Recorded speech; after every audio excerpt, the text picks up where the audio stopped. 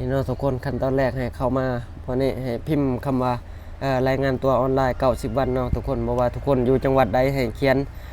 ใส่ว่าจังหวัดนั่นของทุกคนอยู่เด้อทุกคนนี่แล้วก็มาคลิกใส่บอลนี้นี่เนาะคือประภูมิอยู่อยุธยานี่เนาะประภูมิก็เขียนใส่ว่ารายงาน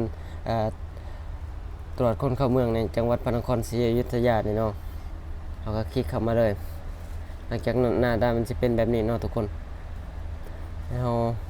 คลิกมาว่าออนไลน์เซอร์วิสเนี่ย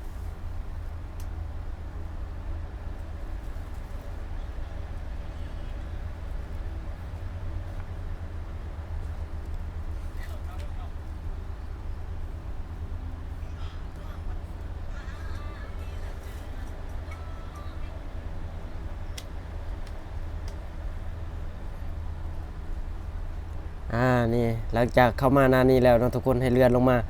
สิเห็นคำว่าเนี่ยแจ้งอยู่ในราชอาณาจักรเกิน90 วันเนาะทุกคนของแรงงานต่างดาวนี่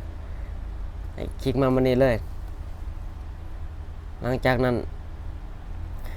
มันก็จะเข้ามาหน้านี้เนาะทุกคนเข้ามาหน้านี้แล้วเห็นอะไรเข้ามาหน้านี้แล้วสำหรับคนที่บ่ทันได้เคยแรงงานตัวออนไลน์90 วันจากเถื่อเนาะทุกคนใครสมัครก่อนคลิกคำว่าสมัครปุ๊บเนี่ยสิ่งที่เจ้าเตรียมที่บ่ภูมิบอกเนาะอีเมลแล้วก็ยืนยันอีเมลของเจ้าแล้วก็นามสกุลแล้วก็ชื่อจริงของเจ้าเป็นภาษาอังกฤษเนาะชื่อนี่เป็นภาษาอังกฤษแล้วก็หมายเลขโทรศัพท์แล้วให้คลิก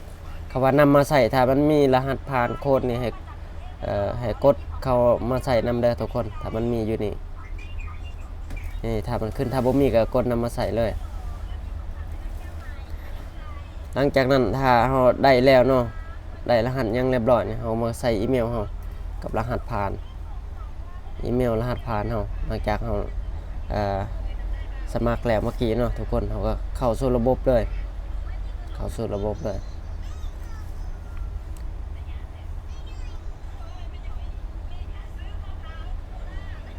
อันนี้เนาะทุกคนมาขึ้นว่าหนังสือแจ้งถิ่นที่อยู่สำหรับชาวต่างชาติเพื่อวัตถุประสงค์ในการใช้งานแนะนำให้เปลี่ยนรหัสผ่านทุก3 เดือนคือมันให้เปลี่ยนรหัสผ่านทุก3 เดือนเพื่อความปลอดภัยเนาะทุกคนปิดเลยสำหรับเฮาสิรายงานตัวใหม่เนาะทุกคนหลังจากเข้ามาหน้านี้แล้วเนี่ย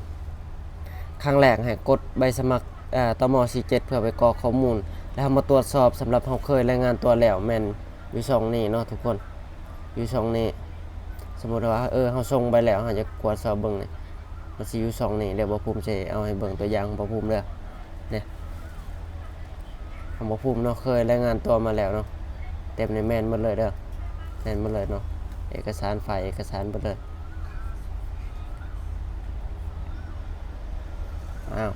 สำหรับใครที่ยังบ่เคยเนี่ยกดเข้านี้เลยเนี่ย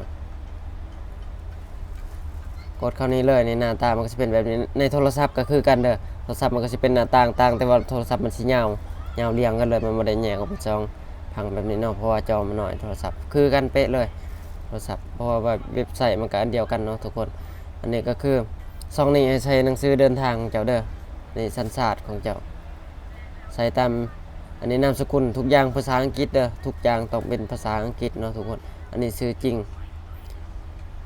เพจให้ใส่ตามนั้นแหละตามมันบอก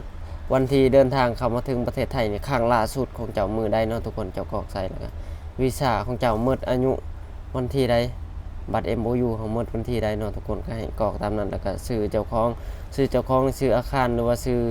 นายจ้างเนาะแล้วก็เลขที่อยู่บนเฮาเฮ็ดงานเนาะทุกคนแล้วก็จังหวัดอำเภอ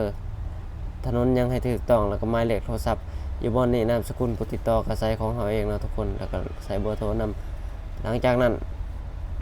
เฮากลับมากดนี้ยอมรับเนาะทุกคนยอมรับแล้วก็กดส่งไปแล้วก็รอท่าประมาณวัน2 วันของการทำการเนาะทุกคนแม่นสามารถเรียบร้อย